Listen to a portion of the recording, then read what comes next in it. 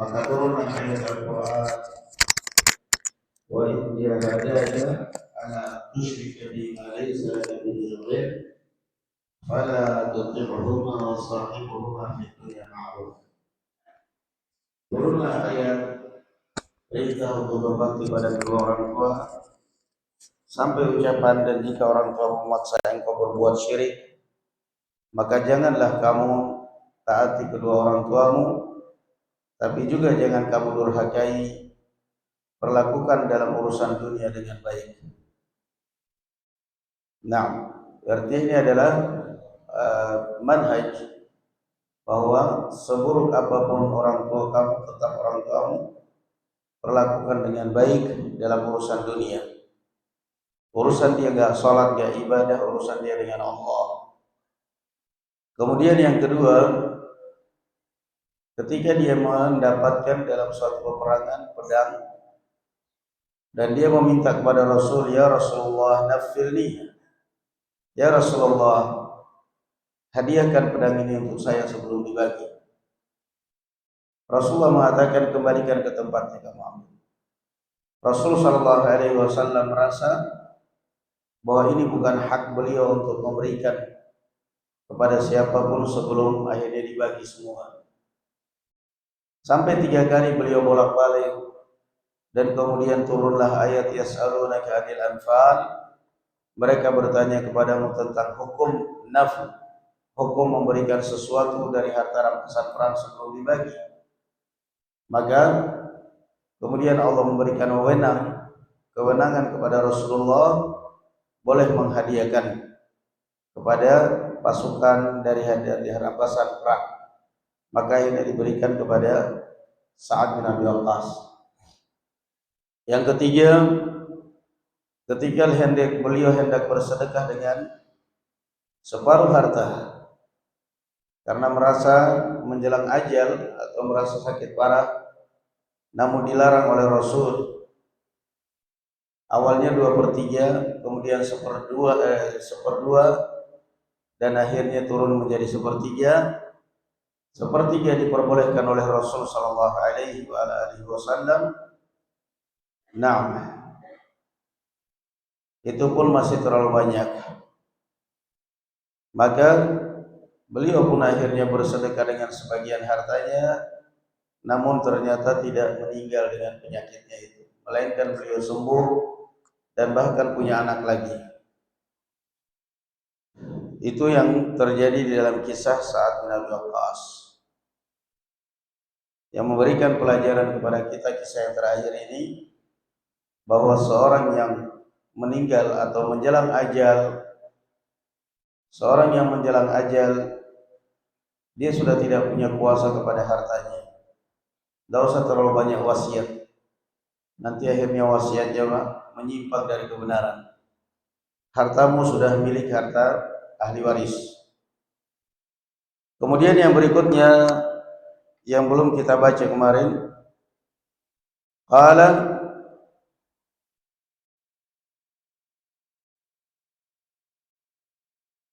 wa ataitu ala nafarin minal ansar wal muhajirin. Kisah beliau yang keempat, dia ngantuk lagi, urat-urat ngantuk. Yang keempat kata Sa'ad, dan suatu ketika saya pernah bergabung dengan kaum muhajirin dan ansar, faqalu ta'al nut'imka wa nusqiyaka khamran. Mereka mengatakan, wahai Sa'ad, gabunglah dengan kami supaya bisa makan dan minum khamr bareng-bareng. Wa dzalika qabla an tuharramul khamru, dan itu sebelum turun ayat pengharaman khamr. Qala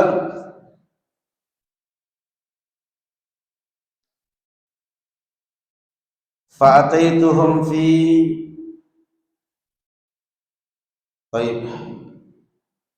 fa'ataitum fi hash wal hash wal bustan fi khassin. Aku pun mendatangi mereka atau bergabung dengan mereka di salah satu kebun. Nah, mereka duduk di kebun, muhajirin dan ansar. pesta miras. Dan ingat, ini sebelum diharamkan khamr. Sebelum diharamkan khamr. Qala fa idza ra'su jazurin mashwiyin 'indahum wa zikkun min khamr. Mereka duduk di kebun menikmati kepala onta yang sudah mereka potong, dibakar, laham mashwi. Mereka bakar-bakaran sambil khamr, minum khamr. Qala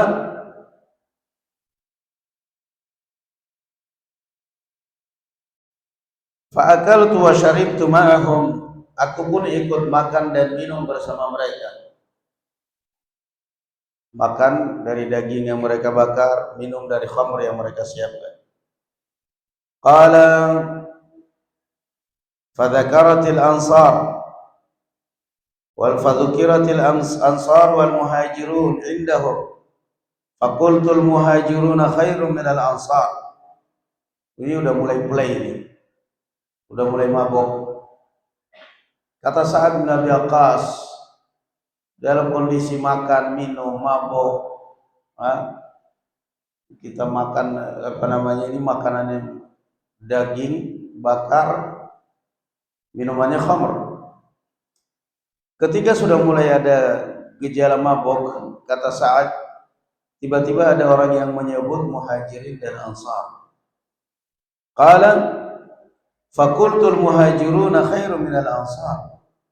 Saya pun menjawab, muhajirin lebih baik dari ansar. Ini kan hal-hal yang sangat riskan ya. Istilahnya ras. Ya. Sementara kaum muhajirin dan ansar sedang berusaha untuk menyatu, untuk membaur satu dengan yang lain. Mereka duduk di kebun minum bareng tanpa ada jarak. Tiba-tiba begitu mulai mabuk, kok tiba ada pembicaraan ke muhajirin dan ansar. Kata Sa'ad bin Abi Waqqas, aku pun nyeletuk ngomong muhajirin lebih baik dari ansar. Karena dia muhajir. Sa'ad bin Abi Waqqas muhajir. Qala fa akhadha rajulun tayyib ahda lahiyatir ra's tayyib lahiyai ra'si fadarabani bihi fajarha bi anfi.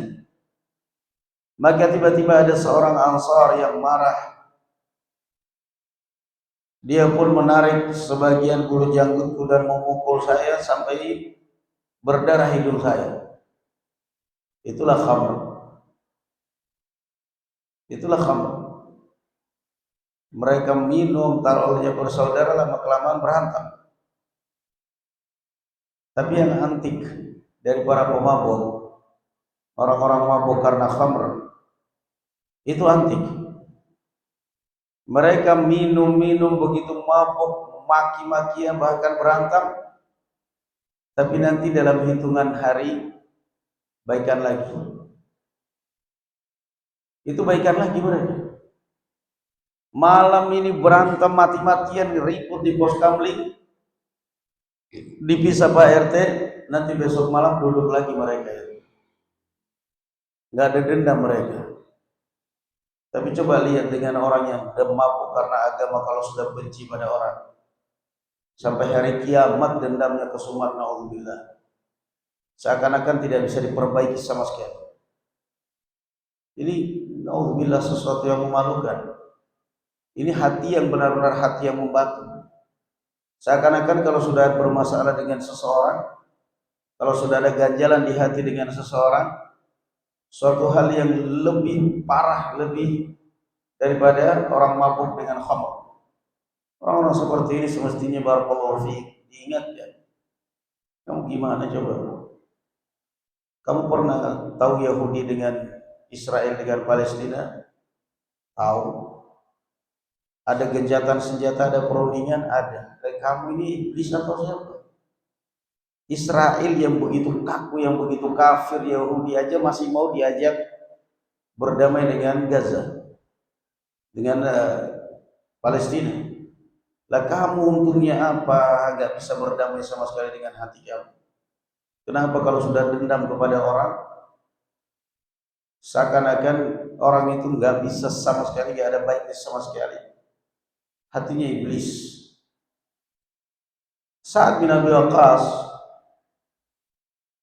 begitu mulai mabok, ada orang menyebut Muhajirin dan Ansor, dia mengatakan Muhajirin lebih baik. Ansor marah, ditarik bulu jangkutnya, digobok sampai berdarah hidungnya. Qala fataitu Rasulullah sallallahu alaihi wasallam fa akhbartuhu fa anzalallahu azza wa jalla fiyya yakni atayib nafsahu sya'na al-khamr. Mulai lagi, mampu kalian. Maka kata Sa'ad bin Abi Waqqas, aku pun mendatangi Rasul sallallahu alaihi wasallam menceritakan kejadian. Kenapa hidungmu berdarah? Pukul orang. Siapa yang pukul? Ansar. Kenapa kamu dipukul? Biasa mabuk. Mabuk, begitu ada yang menyebut Muhajirin Ansar, saya pun tetap Muhajirin lebih baik. Maka orang Ansar ngamuk, saya digebukin, pukulin. Maka turunlah ayat innamal khamru wal maisir wal ansab wal azlamu ridsun min amali syaitan. Maka turunlah ayat pengharaman khamr yang awalnya halal. Nah, khamr di dalam Islam ada 4 marhalah.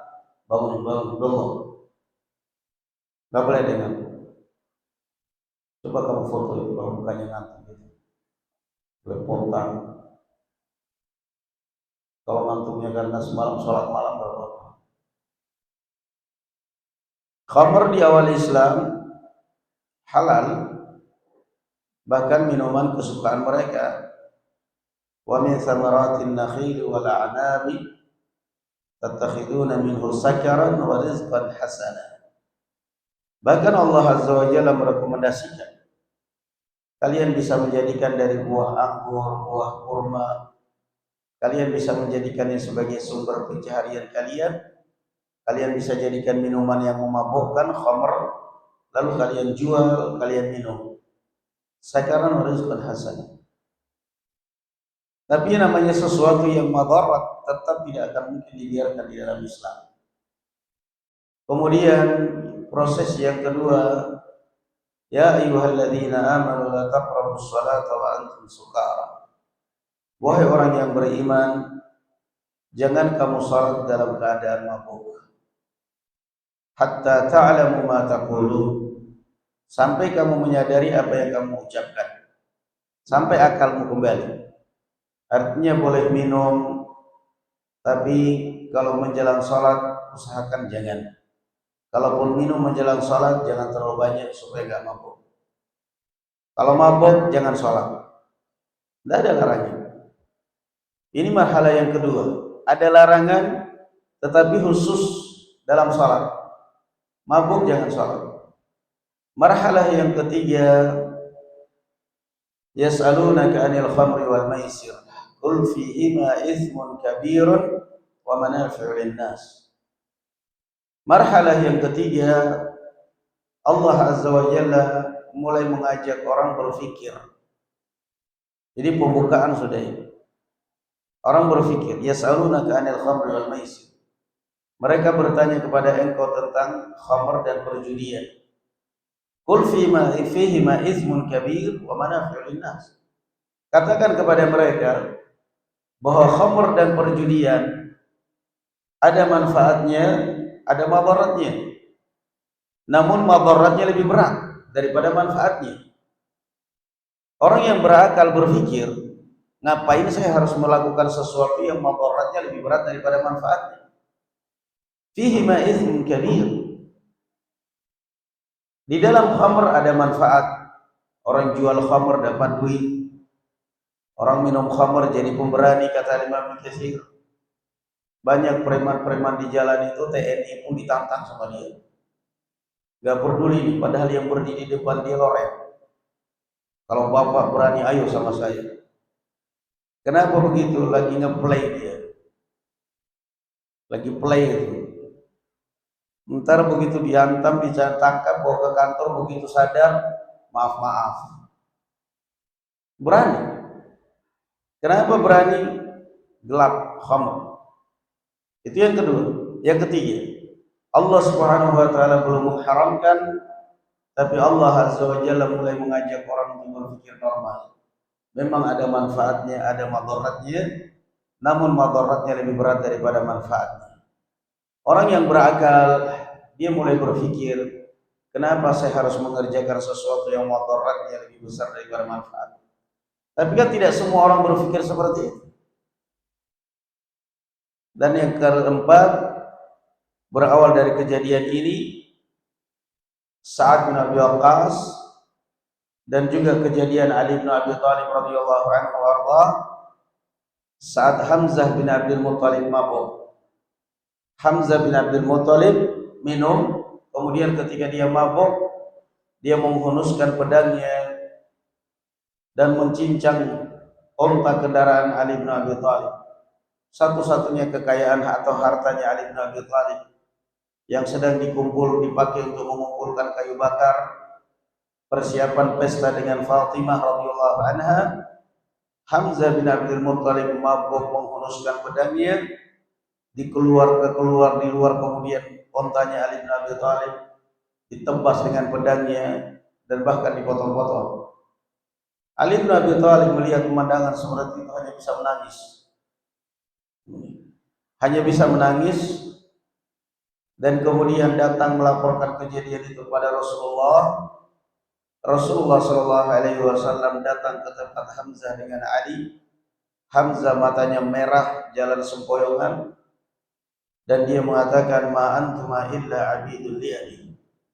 Kata Hamzah bin Abdul Muttalib radhiyallahu anhu kepada Rasulullah dan Ali bin Abi Thalib, ma antuma illa abidul li'ali. Kalian ini adalah budak dari bapak saya. Nah, itulah orang mabuk, ngomongnya ngelantur.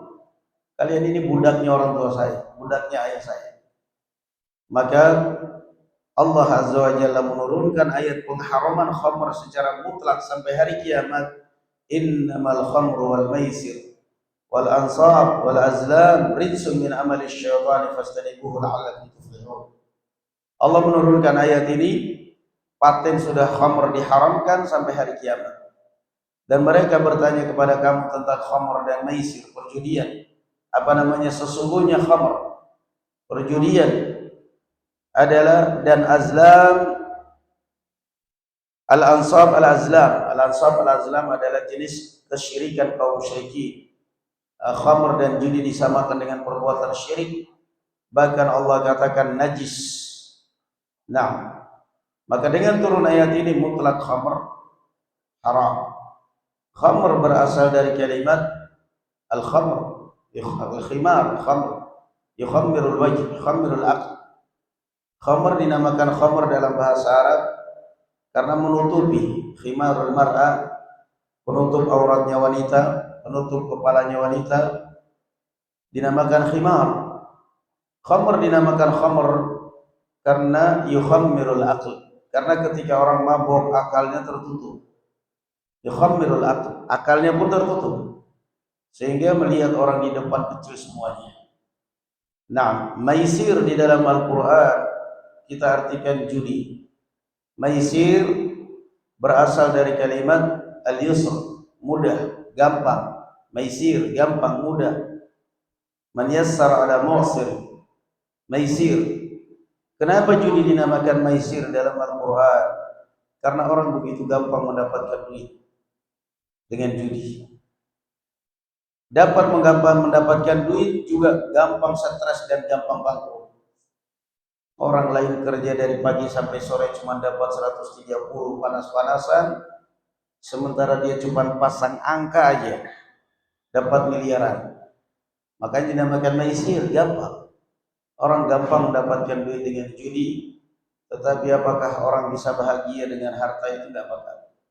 Setiap orang yang memakan uang haram mesti ada konsekuensi yang harus dia tanggung. Perhatikan, mesti ada konsekuensi yang harus dia tanggung. Gak bakal tenang hidupnya. Nas'alullah as-salamata wal afiyah walhamdulillahi rabbil alamin. Assalamualaikum warahmatullahi taala wabarakatuh.